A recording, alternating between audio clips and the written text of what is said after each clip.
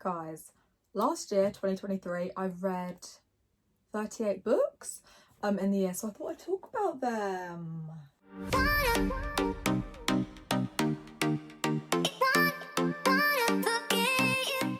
So 2022, I had a goal to read 24 books and I did it, go me. And then this year, I think I want to read more, but I want to enjoy myself. I didn't give myself like a specific number because 2022, when I had to read 24 books, sometimes I was like, it didn't really matter what the book was. It was more about quantity over quality. But this year, as in 2023, last year, I thought, no, we're going to do quality over quantity. Anyway, the first book I read from the beginning to the end of the year, go me, was the Bible. 10 out of 10 would recommend. It's also the first year I ever read the whole Bible. Now, obviously, I knew like Abraham, Isaac, Jacob, Joseph, Noah, Jonah, Jesus, Paul, etc. But last year, 2023, we also read the prophet books, so like Isaiah, Jeremiah, etc, etc. That was interesting. Really good book, would recommend. Tells you what's happened in the past, what's happening currently, and what's happening in the future. Also, it will tell you about yourself. So yeah, so that was the first book I read. The second book I read was, laid them all out on the bookshelf, was this book, A Complete Guide to Biblical Fasting by Ted Shuttlesworth Jr. This was a great book. Really enjoyed it. It was a very easy read. I'm pretty sure I read it in like, how many days? I think a week max. I think it was the first book I read of the year as well. And there was just so many interesting things about it. Obviously fasting normally is just not eating, but fasting biblically, you know, you're praying, you're reading the word, you're studying the word. So yeah, very easy to read as well, what I really liked. And there's a whole chapter. It's called The Danger of the Daniel Fast. That was eye-opening, let me tell you that right now. The second book I've read, so this was a devotional. It's called All Caps You by Emma May Jenkins. These are the books I read in January, FYI. Really enjoyed this. This is the first devotional I've ever actually done. There'll be like some text, word, and then there's like questions throughout. So good. I really enjoyed this. It was just a nice thing to wake up in the morning and do, and to like, you're reading a lot and then there's questions, so it helps you stay focused. It was just lovely. A 30-day one, definitely would recommend. We'll be doing this again. Next, Following God's Plan for Your Life. This was the book of the month at church. Really enjoyed it. And I love in January, you know, reading a book that's like, you know, let's think about the year ahead. So this one was good. A very easy read as well. So yeah. Thanks, church. I think I then read Stormzy's book. Loved it. There was just so much information about like his whole team and like how they work together, the importance of unity, vision. He talks about God in it. Loved it. Really, really enjoyed it. Love this man anyway. Love him even more now. Would recommend. Will I read again? The thing is, when it comes to like celebrity books, would I read it again? Probably not, because I already know the story. But this book I think I actually would, because there's so much like wisdom in here. I just learnt a lot. And also the stuff he's done, like no one else has done in his category. So yeah, really, really enjoyed this. It was very eye-opening. Oh, I read this book as well in January called Live Before You Die by Daniel Calendar. This was quite a sobering book. I mean, I love the title. Very eye-opening. Yeah, a lot of wisdom in here is what I'll say. And I think I'm definitely going to read it again, because sometimes, you know, you read a book and then like halfway through you're like, oh, I wish I kind of would study this out. It's too late now. But yeah, so I think I might read it again. But yeah, this was good. And it just reminds you that like the world's bigger than your little self. Your little issues, you got a purpose on this planet. So yeah, if you feel like that rings true to you, have a read. February we read, I really wish I put these books in order, it would make things easier. You Are Stronger Than You Think by Joel Osteen. This was a good book. I love Joel Osteen's books because they're just so easy to read and quick to read. And I mean, You Are Stronger Than You Think. Everyone needs a bit of encouragement. Then I read, do you know what, we're gonna, oh, that's a good idea. Maybe I'll lay them up when we've read them. Then we read Excellence. This is by Andrew Womack, How to Pursue an Excellent Spirit. This book was also sobering because it makes you think of like every little area of your life and how you can be better. Good to be excellent in all areas, and that stands out. And you know, if you're being a good person, that's going to draw people closer to God because they're seeing God through you. So yeah, really liked this book. Was sobering and made me realise areas I'm not being excellent in, or not even trying to be excellent in. Then I read Persevere with Power What Heaven Starts, Hell Cannot Stop by Samuel Rodriguez. This was a good book because it was based on Elijah. Yes. It also spoke about Elisha. Elijah, FYI, in the Bible, he was the guy who like brought down fire from heaven, etc. Then Jezebel, she came around and was like, I'm going to kill you by the end of the day. Then he ran off into the desert, bless him.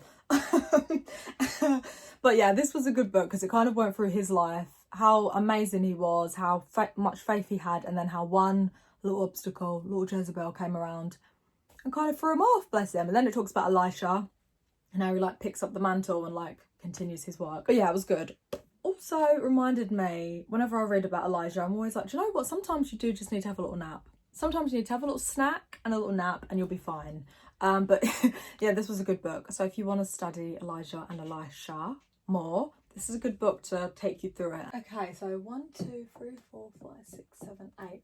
My 9th book was He Healed Them All. Now, if you watch my 2022 books video, you'll know I read this. But this book, I think I said it in that video, I want to read again. And this time I did read this again as a devotional. So once I finished All Caps You, that devotional, I then started this devotional. This book I loved when I read in 2022. I read it when we was in Cyprus. It was a great book. I read it and finished it in Cyprus. What I liked about it is there's so many different people in each day talking about healing. So you just learn loads. Honestly, if you're believing for healing, you need encouragement, or there's someone in your life, this would be a great present. Then I read Speak to Your Mountain by Kenneth W. Hagan.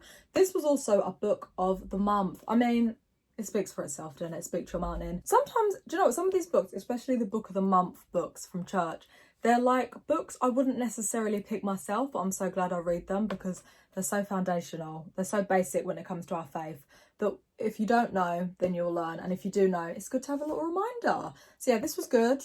Helps you recognise areas in your life that might need changing. Helps you with your confession, speaking, you know, being in agreement with what God says. Then I read Listen. This is honestly one of the best books I've ever read in my entire life. Top 3, 2023, 100%. It's by John Mark Comer, The Ruthless Elimination of Hurry, How to Stay Emotionally Healthy and Spiritually Alive in the Chaos of the Modern World. Let me tell you something right now. This book was amazing. It's so easy to read. Read it in 4 days. Pretty sure that was just on the train to and from work as well. And it really reminded me to like slow down. Even little things. For example, when I'm on my lunch break at work and I'm going on my little walk that I love. Before, I would always like listen, if I'm listening to a podcast or a teaching or whatever, I would speed it up. So I'd be like, come on, we can try and get through as much of this as we can. But this book really taught me to like relax. Yes, we're in London. This is London, baby.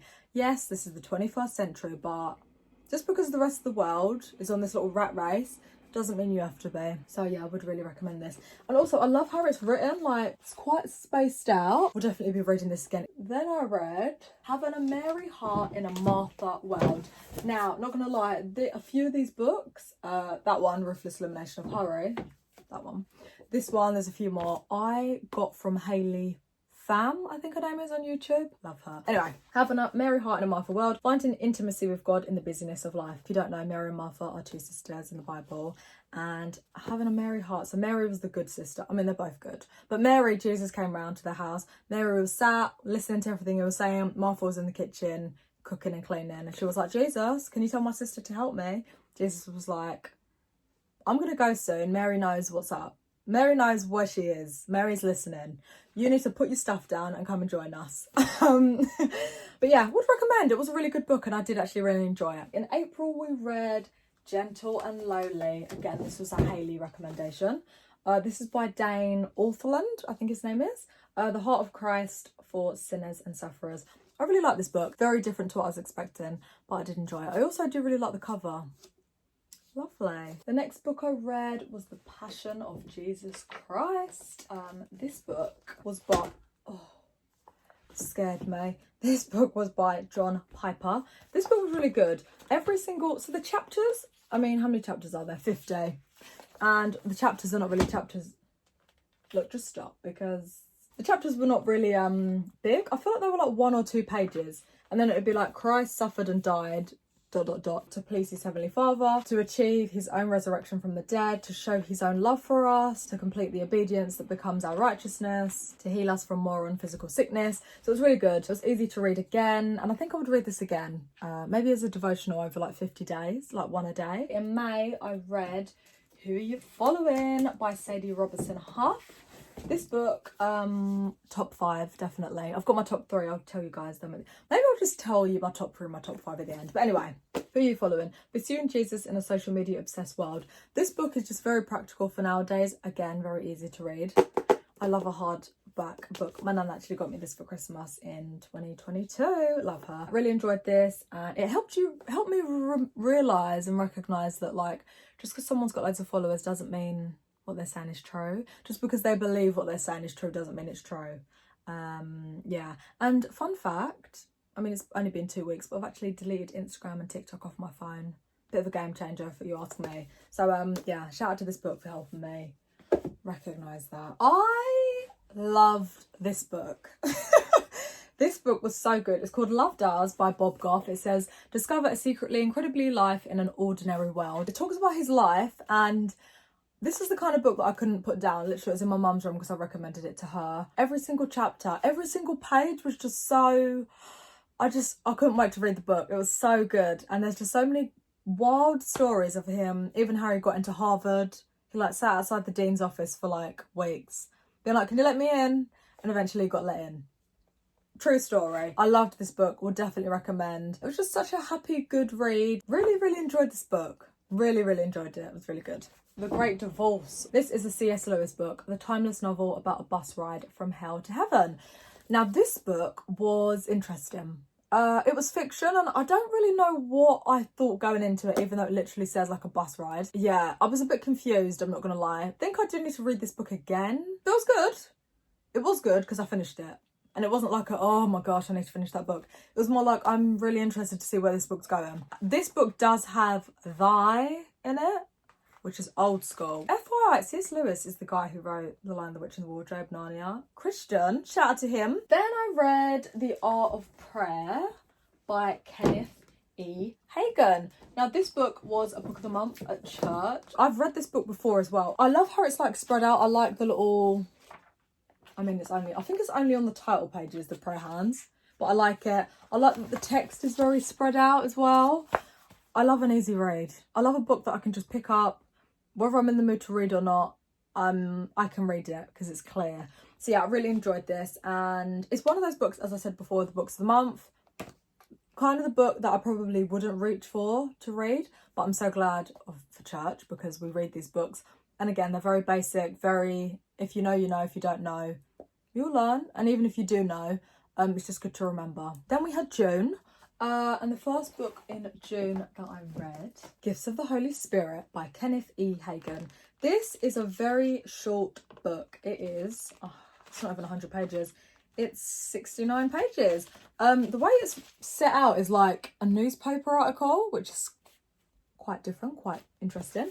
I feel like I read this quick as well, obviously, it's quite short. But yeah, I really liked it. Nice little study guide. Again, it's a book of the month, so again, probably wouldn't have picked it up myself, but I'm so glad I read it because it was very, very foundational for faith.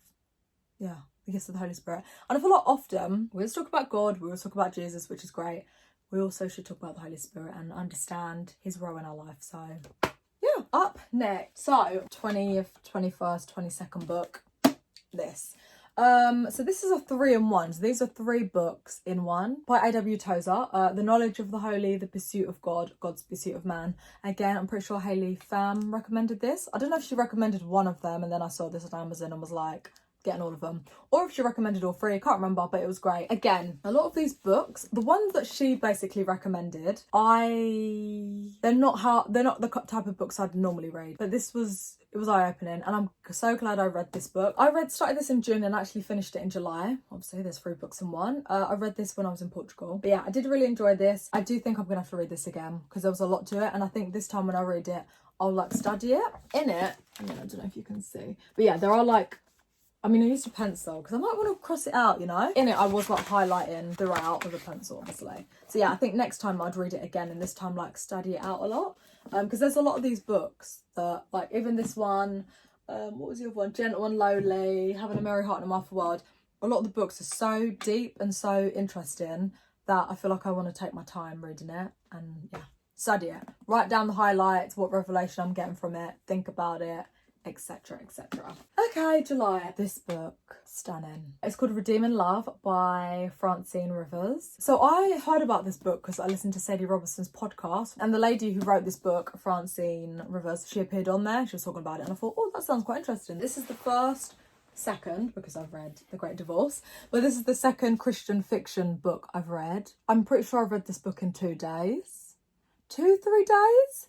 And I think it's the only book I read last year that I carried on reading off the train. Like, well, most of these books, well, all these books, I've usually read like on the train to and from work. That's basically when I read, or to church, or if I'm on holiday. But this book, I got in from work and carried on reading it. It was so good, so interesting.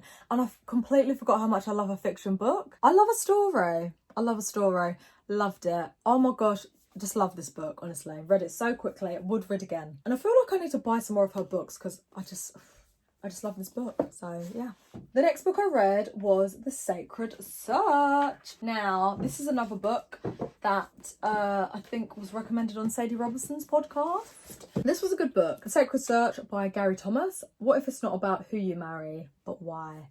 Wow. Listen, this book is saying the truth. This book just really helped me think biblically when it comes to getting married. So in August, I started off with The Mingling of Souls by Matt Chandler. Now, this is another book that I heard a lot about from Christian podcasts. Really enjoyed this book. This book, I'm pretty sure, is the book that mentions soulmates. I didn't know that soulmates was based on Greek mythology. I feel like it's so like casually mentioned that I just never even thought of, well, I wonder where that came from. Based on Greek mythology. So if you're a Christian and you believe in soulmates, there's your clarity. It's not biblical. And also it even mentions and it's so true, if there was just one person in the world who you was destined for, and that was the same case for absolutely everyone in the world, someone in this world at one point in history would have 100% messed up, which would mean that every other person is now not with their person because 2 people are with the wrong people. So then 2 more people are with the, So yeah, this was just great. Would recommend. Okay, then I read Loveology by John Mark Comer, who wrote Ruthless Elimination of Hurry. Another really good book. As I said, I love a hardback book. The book itself is very interesting and 10 out of 10 would recommend. But yeah, and I loved how there was pink pages. I liked that there were pink text throughout. I like how it's written. It was very easy to read. I loved it. I'm editing this video on the same day that I filmed it. Go me. And I just realised I didn't actually say anything about the book. I was just talking about the outside and the inside. But it was really good. It's about relationships. There's a chapter on Isaac and Rebecca in the Bible, and oh my gosh, it was so good. And in real time, obviously. I'm doing the daily Bible reading plan this year for 2024, and I got to Genesis and I was reading about Isaac and Rebecca meeting. And a lot of stuff came back from me from this book, Loveology. Just how it breaks it down, just their whole meeting, the servant who helped them meet, Abraham, all of it. So yeah, really would recommend this book. In September, I've read this book by John Bevere. This was another book of the month at church, called Undercover. This was really good. While your response to leadership determines your future. I love John Bevere books. One of my favourite books ever is his book called Driven by Eternity.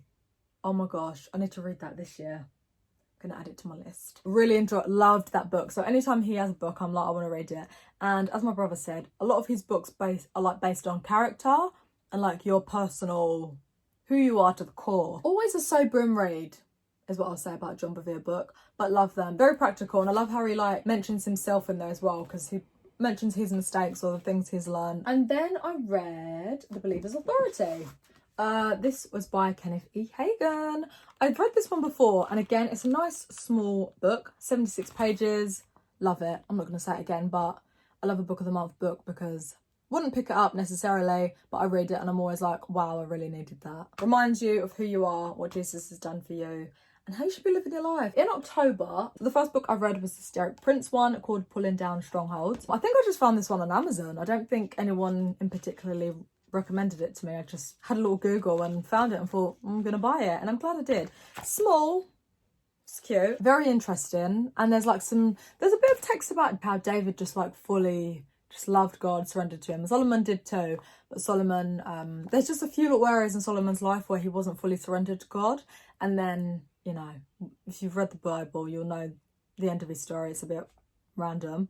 And then, yeah, it's like there's always little signs throughout people's lives. Like before you make a mistake or before you do something really crazy or wild, there's always like little hints that we usually ignore. But yeah. That's just something I've just remembered that really stood out to me. And then the second book I read in October was this one called Demolishing Strongholds, Effective Strategies for Spiritual Warfare by David Devonshire. I finished this in Marbella. A chunky book, let me tell you that right now. I found this one quite interesting. There's a lot to it as well. I definitely will read this again, and similar to some of the other books, I'm going to study it out because there was just a lot of stuff in this book I just didn't even know. So yeah, that was interesting about like areas in the world, different kind of people, behaviours. It was eye-opening, let me tell you that. Undistracted by Bob Goff, who wrote Love Does. I love his books. I love how he writes. They're very easy to read, very relatable, very practical.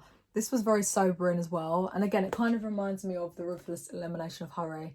Even sometimes when I'm talking to my family, like, and I can be quite impatient. Sometimes I'm like, yeah, I remember, or yeah, okay, just get to the point, which is rude. But yeah, I really enjoyed this. And again, I feel like this kind of book also helped me think about like social media and how it can be quite distracting. And this just helped me realise that I need to take a bit of control back with my life. The next book I read in October was Look What You've Done, The Lies We Believe and the Truth That Sets Us Free.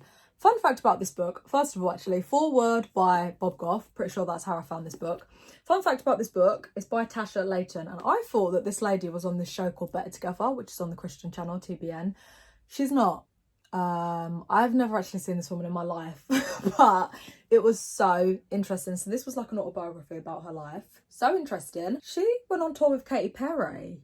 Didn't know that. And she's a Christian, and she talks about like Hollywood, and I think she applied for, it was either the X Factor or Britain's Got Talent or American Idol.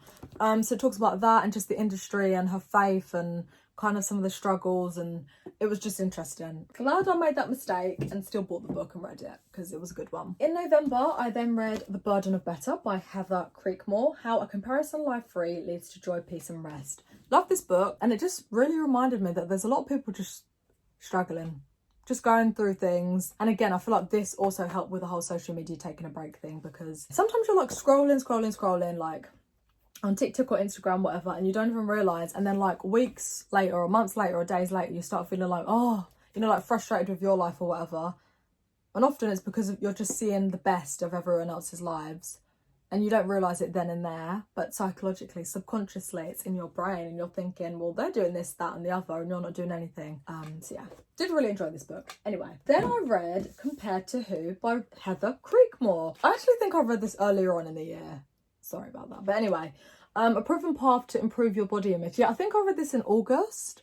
And then after I read this and really enjoyed it, then I bought that one. But anyway, really liked this book. A lot of it I couldn't relate to. Like I haven't thought that or felt that or done that. But similar to the other book, will help me when I'm talking to other people. And it's just, again, just so interesting. Just everyone's struggling. You know, everyone's got their own little things going on. And sometimes you, just because you can't see it, doesn't mean it's not there, because usually it's in their head. But yeah, I did enjoy this book. And it was a very easy to read book. Then I read Storm in a Sea Cup by Caroline Flack. Now, this book I've actually had since 2019. Yeah, got it in 2019.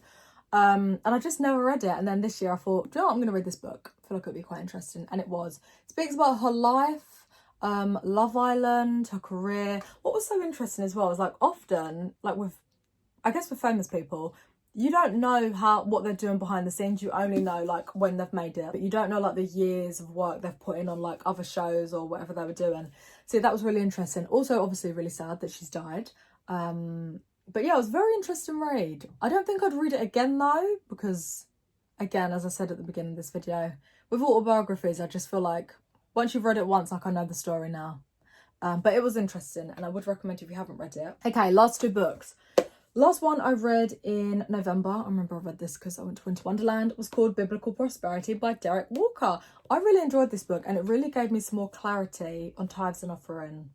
Like, clarity I've never had before, so I really did enjoy that. Would recommend. And then the final book I read, this is the only book I actually read in December. It's called Proverbs, Wisdom for Today, and it's by Bob Yandian. Every chapter, it doesn't go through Proverbs like 1, Proverbs 2, Proverbs 3, because obviously if you read Proverbs, it's a bit like a poem, you know, there's so many different areas, so it like bunches it in different sections. So there's like God's wisdom versus man's wisdom, the sluggard, wicked men, wicked women, folly versus wisdom, friends, neighbours, etc. I found this quite interesting, and Proverbs is the book of wisdom, so would recommend. So yeah, they are the 38 books I read in 2023. Really enjoyed it. Okay, my top 5: Undistracted, Redeeming Love, Love Does, Who Are You Following, and The Ruthless Elimination of Hurry.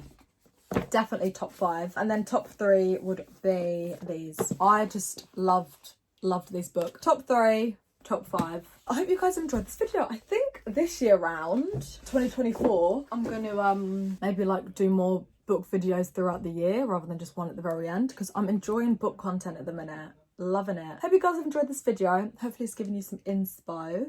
Let me know what you're reading, any recommendations. Anyway, yeah, Happy New Year as well. It's the first video of 2024 that I have filmed. Hope you guys enjoyed this video, and hopefully I'll see you in my next one. Bye!